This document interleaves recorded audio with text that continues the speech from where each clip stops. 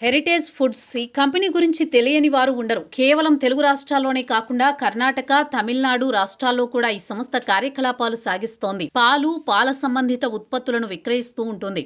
ఈ కంపెనీ చిన్న సంస్థగా ప్రారంభమై వేలాది మందికి ఉపాధి కల్పించే వ్యవస్థగా రూపాంతరం చెందింది. చంద్రబాబు అధికారంలో ఉన్నప్పటికీ, అధికారంలో లేకపోయినప్పటికీ హెరిటేజ్ సంస్థ వేగవంతమైన కార్యకలాపాలు సాగిస్తూ ఉంటుంది. ప్రకృతి విపత్తుల వల్ల విపత్కర పరిస్థితుల్లో సామాజిక బాధ్యతగా హెరిటేజ్ సంస్థ సహాయ సహకారాలు చేస్తూ ఉంటుంది. హెరిటేజ్ సంస్థకు ప్రస్తుతం చంద్రబాబు నాయుడు సతీమణి భువనేశ్వరి అధినేత్రిగా ఉన్నారు. భువనేశ్వరి కోడలు నారా బ్రాహ్మణి మిగతా హోదాలో కొనసాగుతున్నారు. పాల ఉత్పత్తులు తయారు చేయడం మాత్రమే కాకుండా పాలను సంస్థకు అందించే రైతులకు కూడా హెరిటేజ్ సహాయ సహకారాలు అందిస్తూ ఉంటుంది. రైతులకు తక్కువ వడ్డీతో రుణాలు, పాల సేకరణ తర్వాత బోనస్ అందిస్తూ ఉంటుంది.